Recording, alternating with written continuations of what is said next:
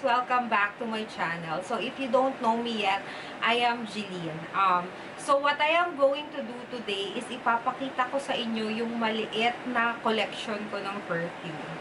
So way back nung college is ang dami-dami ko nang naubos na ganito. Siguro every 3 months nagpapabili ako neto sa hubby ko. Yes, kami na nung hubby ko nung college ako. So, ano siya, Clinique Happy Heart.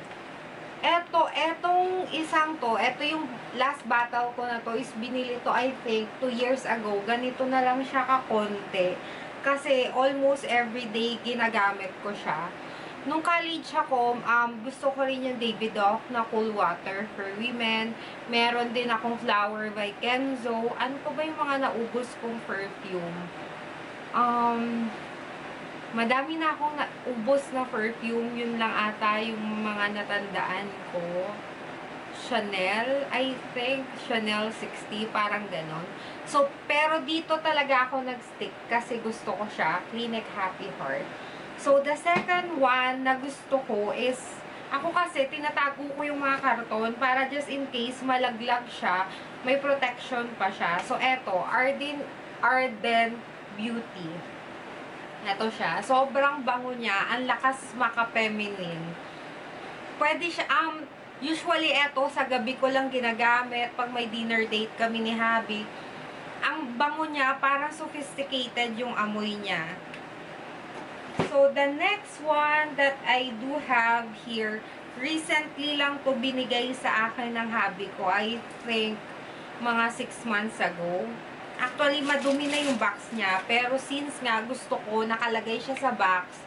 So, kinikip ko pa rin yung box para just in case is may protection pa rin yung bottle. So, eto siya. Roberto Cavalli Aqua Natural Spray. Ang bango niya rin guys. Parang fresh lang. Ganun yung amoy.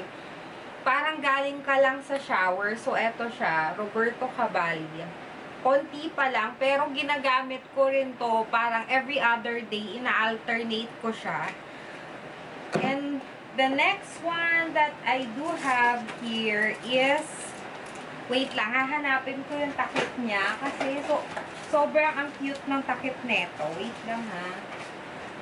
Oh, nawala na. May ring tong kasama. Hindi ko na alam kung nasan yung ring. So, eto siya. Vera Wang. Princess by Vera Wang. So, eto siya. Actually, yung bottle niya sa loob is ganyan. May ring siya.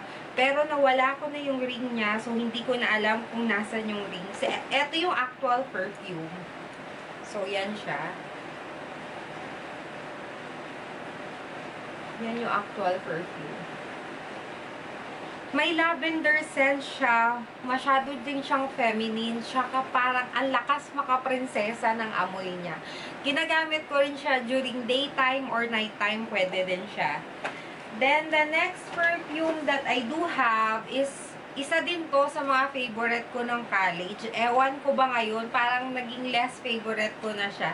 Hindi ko na siya masyadong ginagamit. So, I have here Echo Woman from Davidoff. So, eto siya. Kasi parang natatapangan na ako ng amoy niya ngayon. Pero eto siya. Konti na lang. Yan.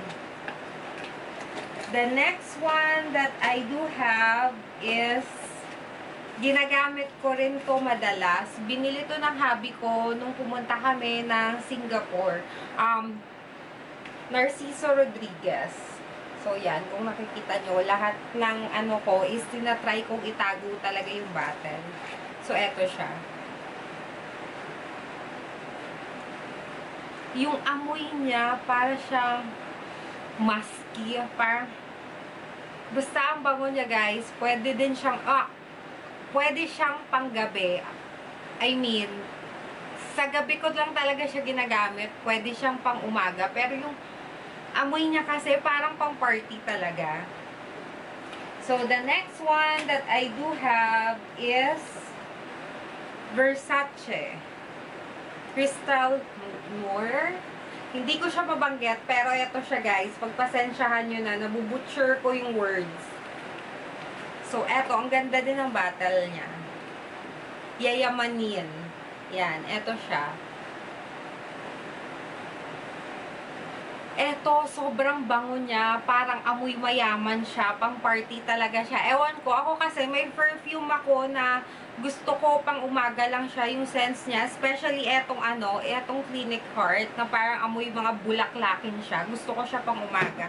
Yung mga tipong gantong perfume, yung mga tipong pangyayamanin, parang gusto ko siya pag pag gabi, date night. Yan, kasama yung hubby ko or may party-party. Yung susunod is from Mont Blanc Legend. Ito siya. Kung nakikita niyo yung bottle. So, yan siya. Tapos, ito yung bottle niya, guys. Yan. Ang cute, diba? Sobrang bango niya rin. Flowery din yung scent niya. Tapos, parang amoy mayaman pa rin yan. So, yung tipong pag dumadaan ka, parang, oh my God, ang bango niya. So, eto, Mont Blanc. The next one that I have is super feminine niya. It's from Salvatore Ferragamo. Signorina. Nung una, guys, sobrang nahirapan ako magbasa nito. Sabi ko, ano ba to? Signorina? Signorina? Tapos, napanood ko yung kay Enrique Hill tsaka kay Liza Soberano. Tinawag siyang senyorita. Yun pala yun, signorina. Parang ganon. Hindi ko lang maalala yung exact term na tinawag sa kanya. Pero parang ganon. Sabi ko, hindi pala to signorina. Signorina to. Yan. Ang sobrang ganda ng bottle niya. So, eto siya. Oh my God. Yan. Sobrang ganda ng bottle niya. Ang cute, diba? Tapos yan. Flowery din yung scent niya.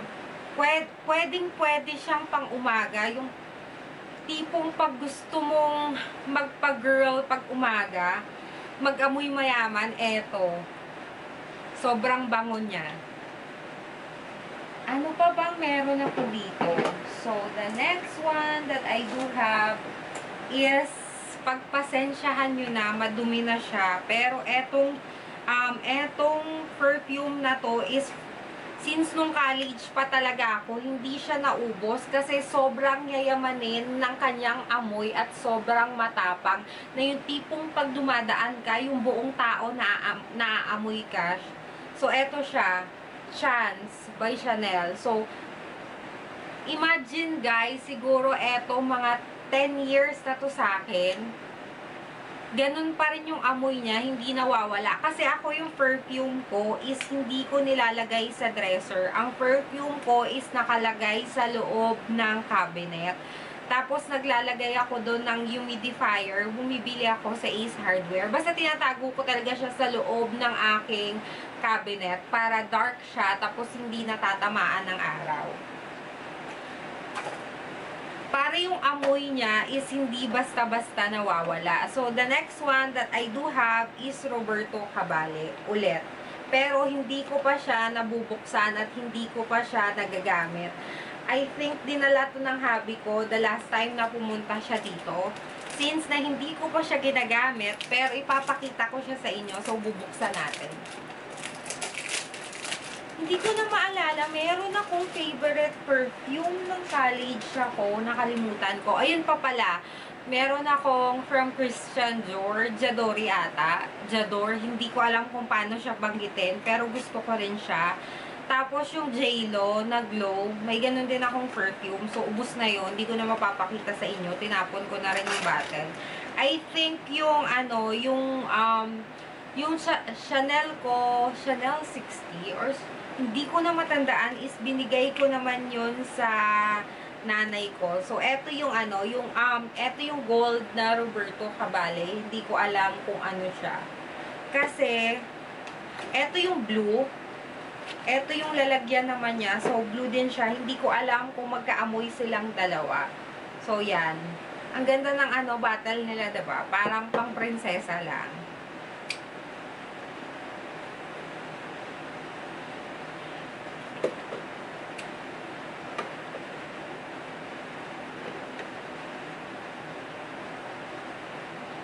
Hindi ko alam. Spray natin, guys.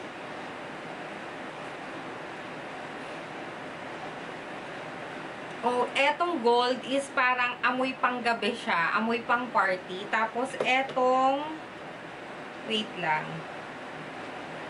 Etong isa na sinasabi ko sa'yo, yung amoy fresh lang, amoy bagong paligo, eto yung kulay blue. So, yung kulay gold is pang party siya, pang gabi. So, eto siya. And the last one that I do have is, regalo sa akin to ng hubby ko, mga siguro 8 years ago. Tama ba? Yeah. Yun lang yung estimated time ko, 8 years ago, wala pa nun yung panganay ko. Hindi ko alam kung binili niya to dahil sa pangalan, dahil ang tawag niya din sa akin, Angel. So, eto siya. Yung pinaka-bonggang perfume ata na meron ako. It is from Cherry Mugler. Yung pangalan niya is Angel. Tapos, sobrang laki niya, guys. Oops. Ayan, pag binuksan mo siya, so yan siya. Tapos, courting star siya, yan. Sobrang laki niya. So, imagine, ito yung palm ko, kung gaano siya kalaki. 75 ml siya, tama ba? Oo, 75 ml siya. Babasahin ko na lang. The stars of the star in the angel constellation. This star can be refilled either at an angel fragrance source at the counter or with an angel refill bottle. The reason why na hindi ko siya masyadong ginagamit is sobrang tapang niya talaga. Pero mabango siya, guys. Sobrang bango niya. Ginagamit ko lang siya once in a while pag bonggang-bongga yung party. Kasi feeling ko, pag eto yung ginamit ko is buong room. Yung tao dun sa buong room, maaamoy nila ako. Hindi ko na lang alam kung magkano siya, pero ni-research ko siya. Angel Star Collection, $190. So, eto siya. Yan siya. $190. Hindi ko alam kung ilang ml to. Pero yung Cherry Mugler is parang high-end brand din sila ng perfume. So, hindi ko alam. Pero hindi ko siya masyadong ginagamit. Hindi dahil sa less favorite ko siya. Kung hindi dahil parang masyado siyang matapang para sa daily uses. So, yan. Hope you enjoy watching my perfume collection, guys. Hindi ko alam kung ano pa yung pwede kong ipakita sa inyo next time. Dahil wala naman akong ganong mga kung ano-anong collection. Yan. Konti lang talaga. So, gusto ko lang i-share sa inyo yung perfume collection ko. Kasi may mga nagtatanong, ano yung favorite perfume ko? Yan. May mga iba akong friends na nagtatanong, ano bang ginagamit mong perfume? Daily perfume. So, yan na. Yan na, guys, yung yung maliit kong perfume collection. Wala talaga, hindi ganun kadami yung perfume collection ko. So, hope you enjoy watching this, guys. Hope you enjoy watching this, guys. Bye!